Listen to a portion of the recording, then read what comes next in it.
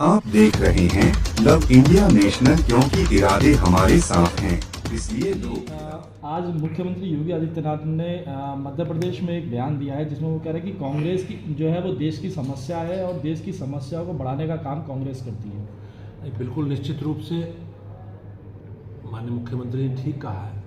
आज जो भी देश के सामने चुनौती है, उस चुनौती के लिए कांग्रेस की सरकार है और कांग्रेस पार्टी ही जिम्मेवार है।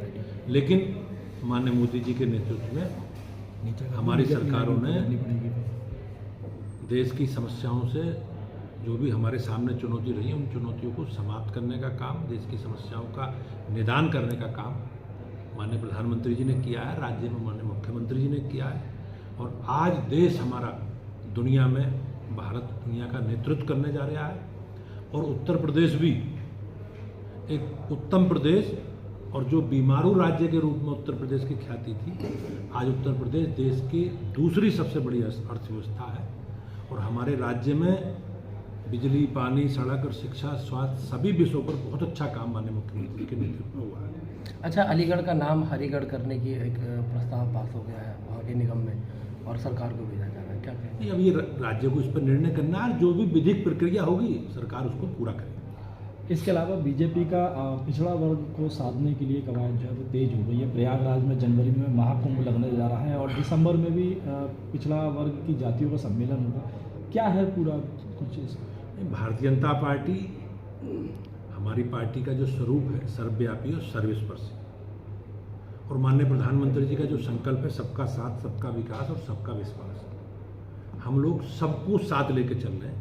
सरकार की जितनी भी योजनाएं हैं वो गरीब कल्याण को समर्पित हैं, गरीबों के लिए समर्पित हैं। और हम सामाजिक समरसता और सामाजिक सद्भाव की बात करते हैं, और उसमें सभी वर्गों का ऐसे देश की, ऐसे समाज की कल्पना हमारी है जिसमें समाज के सब वर्गों का प्रतिनिधित्व हो और सबके साथ मिलकर देश को बड़ी ताकत के रूप में स्थापित। एमपी में कांग्रेस और सपा का आपस का जो गठबंधन था वो लगातार उसमें विवाद उत्पन्न होता जा रहा है। अब जहाँ तक समाजवादी पार्टी का और कांग्रेस का विषय है, ये लोग सीजनल लोग हैं, और जब चुनाव आता है तो गठबंधन की बात करते हैं। लेकिन ये बेमेल गठबंधन है, कोई वैचारिक इसमें समानता है नहीं, और इनके लिए इनके निजी स्वार्थ है।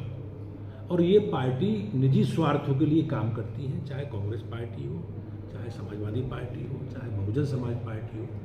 इनके हितों में, इनके अपने निजी हित प्राथमिकता में रहते हैं। और मुझे लगता है कि निश्चित रूप से देश की जनता जागरूक है, और वो समाजवादी पार्टी का चरित्र भी जानती है, और कांग्रेस पार्टी और बसपा सब जानती है। अच्छा, उधर दिल्ली के अंदर जो उठापटक चल रही है उसको लेकर के जो है, जो वहाँ का स्वास्थ्य मंत्री है आम आदमी पार्टी से, उनका बीजेपी पे एक बड़ा निशाना आया है। वो कह रहे हैं कि जिस तरह का माहौल चल रहा है झूठे केस में, जल्द पूरा कैबिनेट जो है वो जेल में भेज दिया जाएगा। दिल्ली एक परिवर्तन, व्यवस्था परिवर्तन की बात करके आम आदमी पार्टी के लोग दिल्ली की जनता को गुमराह करके सरकार में आए थे। लेकिन दिल्ली की जनता उनका चरित्र समझ चुकी है। जिस प्रकार से घोटाले दर घोटालों की परत खुल रही है, इन लोगों ने जिस प्रकार से दिल्ली के संसाधनों को लूटने का काम किया है, ये सारी चीज़ें आज देश के सामने हैं। सरकार संकल्पित है, हम लोग भ्रष्टाचार के उन्मूलन के साथ संकल्प के साथ जनता ने हमें चुना है। तो निश्चित रूप से सरकार हमारी, जो भी दोषी हैं, जिन्होंने अनैतिक काम किया है, जिन्होंने भ्रष्टाचार किया है, सरकार और सरकार की एजेंसियां उन पर विधि सम्मत कार्रवाई कर रही हैं। स्वामी प्रसाद मौर्य को हाईकोर्ट ने एक टिप्पणी की थी कि वो कोई भी बयान कर दें और रामचरितमानस की कोई भी अगर बोलते हैं तो उसका अर्थ समझें। उसके बावजूद भी वो नहीं माने। उसके बाद फिर से उन्होंने टिप्पणी की। अब देश में हम तो पहले से कहते हैं कि इन लोगों को देश की न्यायपालिका में विश्वास नहीं है।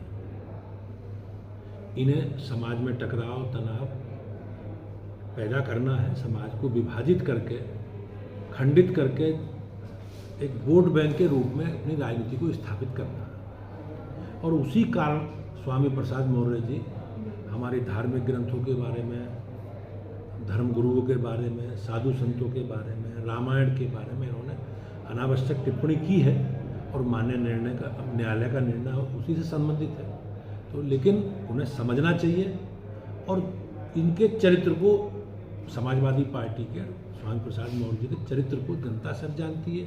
एक तरफ अखिलेश जी भगवान के द्वार पर खड़े गए हैं, एक तरफ उन्हीं भगवान के बारे में, हमारे महापुरुषों के बारे में स्वामी प्रसाद जी बयानबाजी कर रहे हैं। तो ये लोग कंफ्यूज हैं और समाजवादी पार्टी को इस पर अपना स्टैंड स्पष्ट करना चाहिए। सर, केदारनाथ धाम के कांग्रेस जो दर्शन है वो करने के लिए लगातार सॉफ्ट हिंदुत्व का मुद्दा लेकर के फिर से अब आगे आ गई है।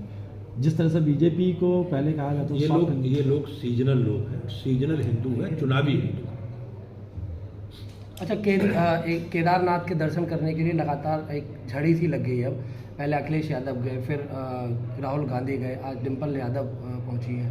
क्या कहें? मैंने जैसे कहा ना, ये लोग सीजनल लोग हैं और ये इनका अपना एजेंडा है और ये लोग चुनावी हैं। चुनाव आ गया और मैं ये निश्चित रूप से कह सकता हूँ, देश के 140 करोड़ लोगों की ताकत है ये कि भगवान राम के, भगवान के अस्तित्व को ना मानने वाले लोग, कांग्रेस ने भगवान राम के अस्तित्व को लेकर ही सुप्रीम कोर्ट में एक एफिडेविट दाखिल किया था। मुलायम सिंह जी ने और मुलायम सिंह जी के परिवार ने भगवान श्री राम के मंदिर के निर्माण में लगे कार सेवकों पर गोली चलवाई, उनका नरसंहार किया। एक आखिरी सवाल, अयोध्या में इस बार कैबिनेट होने जा रही है, क्या कहेंगे सर? नहीं, अयोध्या हमारी आस्था का प्रतीक है। करोड़ों देशवासियों की आस्था जुड़ी है उससे और निश्चित रूप से 22 तारीख को हमारे भगवान श्री राम